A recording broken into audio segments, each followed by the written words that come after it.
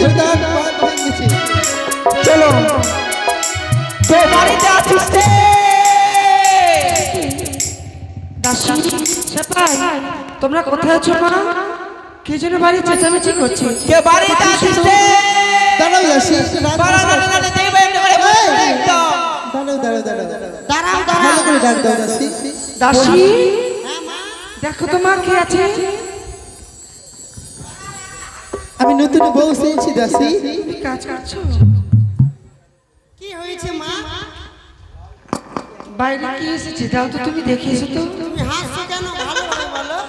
মা হাসবো না তো কাঁদবো না কি দুঃখ আমার বাড়ি থেকে বেরাতে করে দাও মুখ পুরো একদম দেখ এটা 1700 টাকার শাড়ি আছে। হ্যাঁ ভালোভাবে কাজ করবি।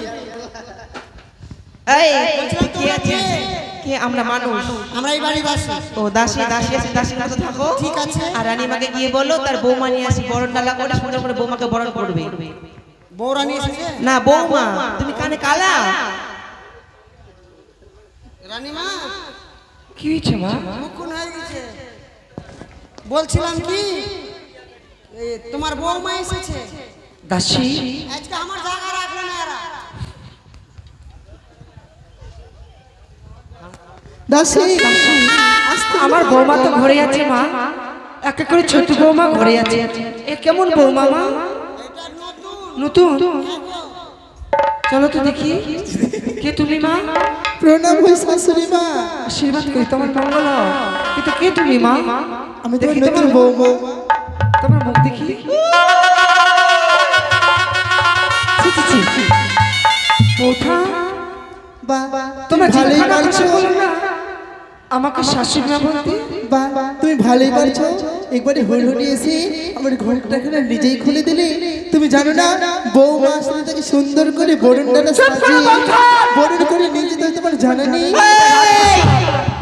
কিভাবে কথা বলতে হয় তুমি ভালোই জানো তাহলে শোনো ননদি বলে তো আমায় দেখে আজ কেমন লাগছে তোমায়? কেমন লাগছে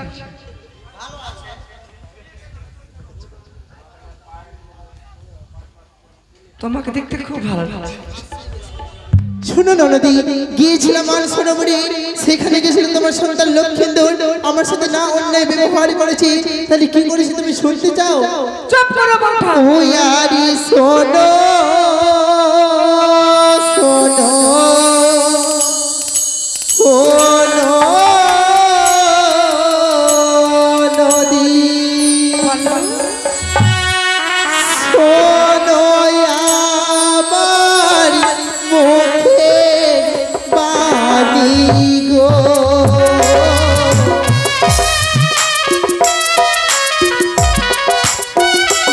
ও ননদি একি তোমার ছেলে ব্যবহার ও কি ও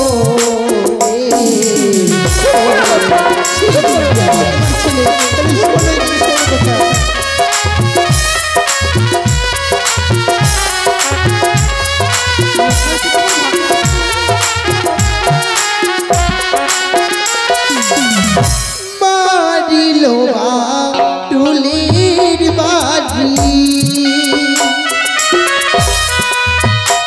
আর ভাঙিল কানের বালি রে।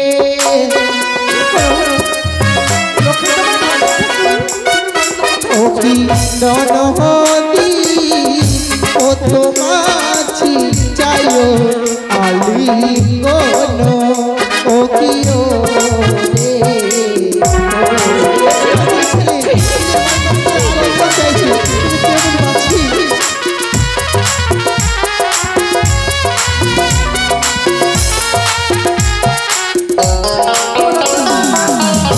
ছেলে তোমার প্রথমে যে আমার কাছে প্রেম আলিঙ্গন পেয়েছি লোকায়ামা শিশু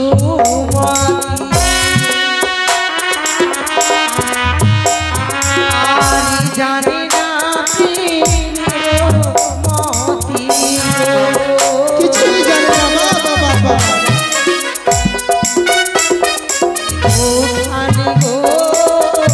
কেন অন্যায় বলো ও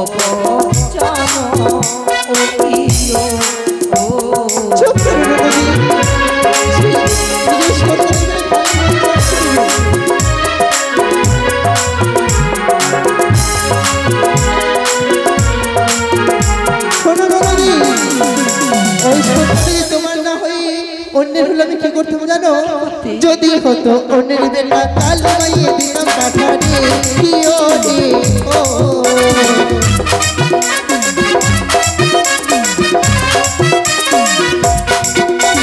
ননদী ননদী রক্ত দিয়ে পড়ি আলতা কিও রে ও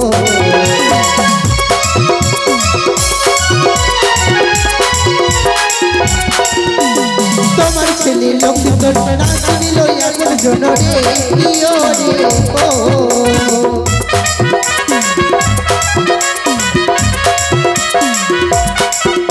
ও কি নহদি কলো কলো চালো বাবিয়ার তুলে ও কিও রে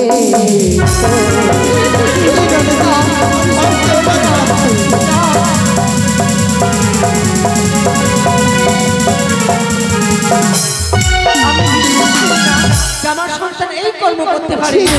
তুমি কেমন মা? সন্তানকে জন্ম দিয়েছো আর কর্ম করতে পারে না? তুমি কেমন মা? কি বৌঠন তুমি কখন আসলে বলতে পারো বৌঠন বলতে পারো কেন তোমার মস্তকের চুল হয়েছে এলোমেলো কে বা তোমার অস্তরঙ্কারে করেছো চূর্ণ বিচীর্ণ শোনো নন্দু জামাই, নমস্কার জি নন্দু জামাই। বলো বৌঠন শোনো আমার এই অবস্থা কেন তুমি জানতে চাইছো? কেন এই অবস্থা হয়েছে তোমার? তাহলে শোনো, গিয়েছিলাম মানসরোবরে স্নান করতে, সেখানে গেছিল তোমার সন্তানের লক্ষ্মীন্দর, আমার সাথে না অন্যায় ব্যবহার করেছি, প্রথমে যে চেয়েছিল প্রেমালিঙ্গ। এই কোনদিন সম্ভব হতে পারে না বৌদি বনে চম্পকনগরের শেষ যুবরাজ শ্রীমান দুর্লভ লক্ষ্মীধরকে আমি উপযুক্ত শিক্ষা দীক্ষায় আমি শিক্ষিত করেছি, সে কোনদিন তোমার সঙ্গে ন্যায় অন্যায় ব্যবহার করতে পারে না। নন্দ জামাই, নিজের সন্তানের কথা কেউ বিশ্বাস করতে পারে না। ডেকে নিয়ে এসো তোমার সন্তানকে, কোনো প্রমাণ দিতে না পারলে সঙ্গপুরে আমি ফিরে যাব। বৌঠন আমি তোমায় কথা দিলাম, লাখাই যদি সত্যই অপরাধী হয় তবে আমি তার উপযুক্ত শাস্তি বিধানের ব্যবস্থা করবো। কে কোথায় আছিস? লাখাইকে পাঠিয়ে দে।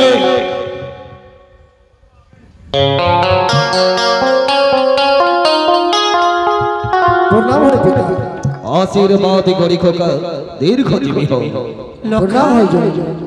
আশীর্বাদ করি বাবা। খোকারে খোকারে এই চম্পকনগর রাজ সিংহাসনে দাঁড়িয়ে আমি তোমায় কয়েকটি কথা জিজ্ঞেস করতে চাই। এমন কি কথা জিজ্ঞাসা করবে পিতা? যথাযথভাবে উত্তর দেবে তো খোকা? হে পিতা। আচ্ছা বলতো খোকা, আমি যদি কোনোদিন মৃত্যুবরণ করি তবে চম্পকনগরের ভবিষ্যতের উত্তরাধিকারী কে? ওগো পিতা, তুমি তো আমাকে হাসালে পিতা। কে বল? এই চম্পক নগরের একমাত্র উত্তরাধিকারী আমি পিতা। তুই যদি সত্য উত্তরাধিকারী হও তবে চম্পকনগরের ভবিষ্যৎ মহারাজ কে? আমি পিতা। সত্যই বলেছিস খোকা। লক্ষ্মী, আমি জানতে চাই, শুনতে চাই, তুই যখন স্বপ্ন সিংহাসনে আহরণ করবে এই রাজ্যে কারোর প্রতি যদি হয় অন্যায় অত্যাচার, তার বিচার ব্যবস্থা কি হবে বলতে পারি? ওগো পিতা, এমন কারো সাহস নেই যে আমাদের এই রাজ্যে কেউ কোনো নারী নির্যাতন করবে, কেউ চুরি করবে, আর যদি কেউ অপরাধ করে তাকে করবো মুন্ড ছেদন করবে। মুন্ড ছেদন? লক্ষ্মী, জয় দেখ খোকা, জয় দেখ, মমরাজ প্রসাদে এক গুচ্ছ অভিযোগ লয়ে আসিয়াছে এক অসহায় রমণী, তুই তারে চিনতে পারিস কিনা? না পিতা, তাকে তো আমি কোনোদিন দেখিনি, তাকে কি করে চিনবো পিতা? তুমি কোনোদিন দেখোনি? না পিতা। একে শুনলে বৌঠা? লোখাই, তুই আমায় চিনতে পারিস না লোখাই? না। সত্যি তুই যদি আমায় নাই বা চিনলি, তাহলে আই লোখাই একটিবারে তোর মায়ের মাথায় হাত দিয়ে বল যে তুই আমায় চিনিস না লোখাই।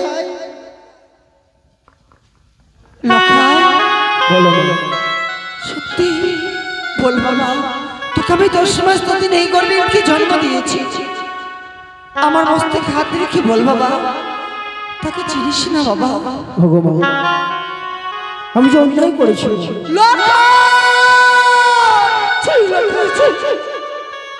তোকে সন্তান জন্ম দিতে পারি আমার গর্বে, যদি জানতাম এই কর্ম তুই করে তোকে গলা টিপে আমি মেরে ফেলতাম।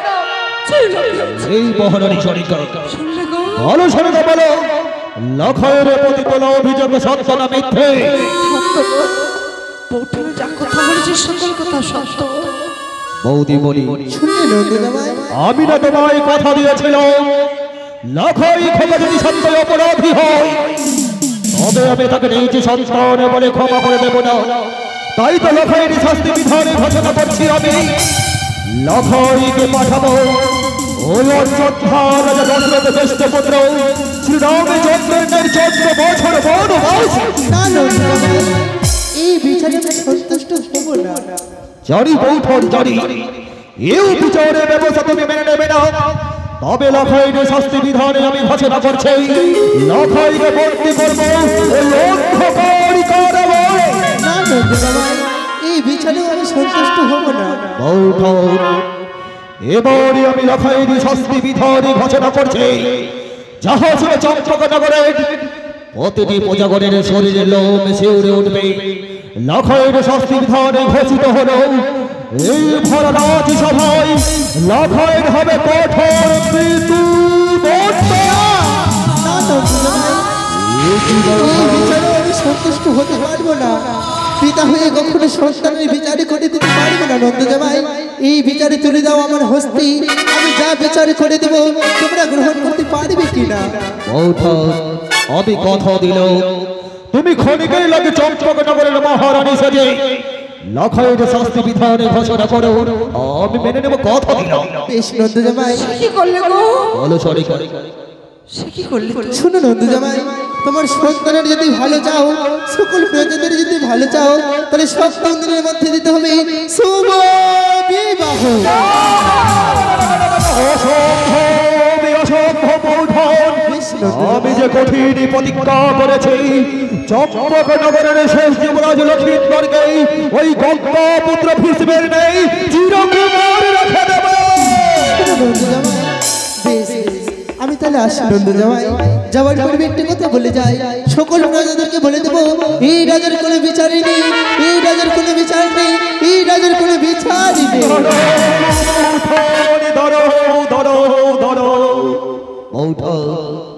আমি তোমায় কথা দিচ্ছি, আজ হইতে 7ম দিবস রজনীর মধ্যে লক্ষের লাগে উপযুক্ত পাত্রের সন্ধান করে লক্ষই ক্ষমাকে করবে আমি বিবাহ বন্ধনে আবদ্ধ।